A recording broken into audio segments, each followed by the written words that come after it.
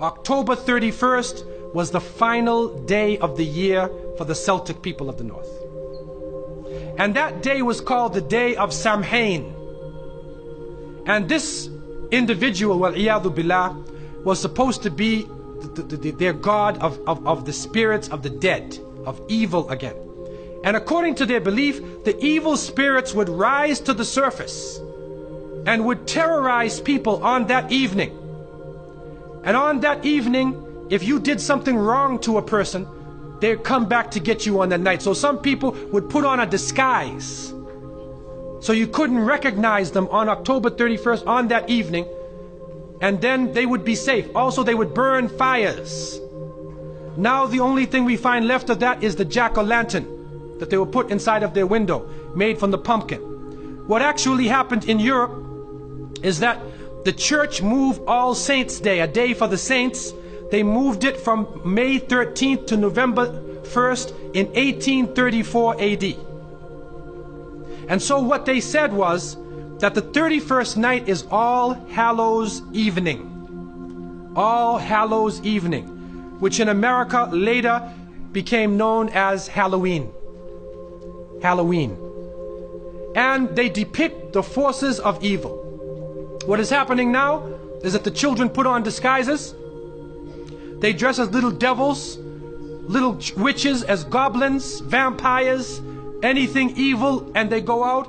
And now with the new American way, they do trick-or-treat. And they come to your house asking for food. And some Muslims, they send their little children and they're in little disguises. How are you going to dress and go out there? As little devils, little shayateen. And so to send a Muslim child out to trick-or-treat is a demeaning, lowering thing. You ask them to beg people for food. Then they're dressed up as a way that they're not. Then when the candies and things come in the bag, how do you know what it is they actually gave you? Is it halal? Most of the candies today are made with gelatin, with glycerin. They're made with pork products. And what is also happening is that there are some evil, wicked-minded people who are attacking children on that night.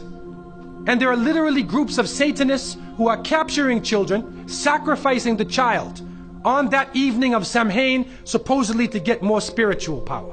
It's happening right now. And so from so many angles, Muslims should have nothing to do with Halloween. And it is important for Muslims to have basira, that they should have the insight to look through affairs and do not just blindly follow. The Prophet, peace be upon him, said, you will follow them.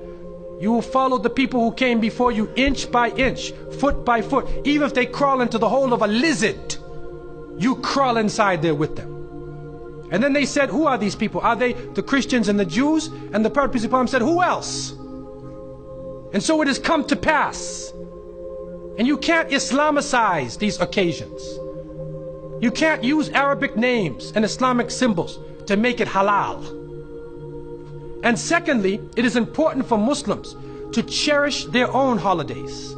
When the Eid al-Fitr comes, take the day off. There are some Muslims who go to work on Eid. They go to Eid prayer and they go to work. So what happens to your children?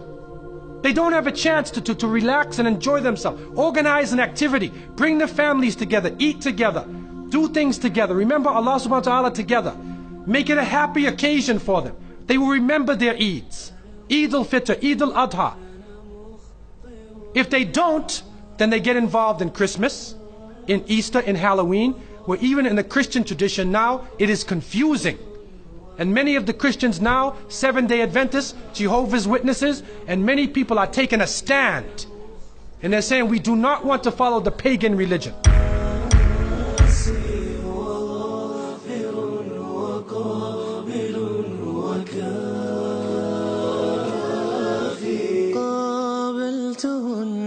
ثلاثة بثلاثة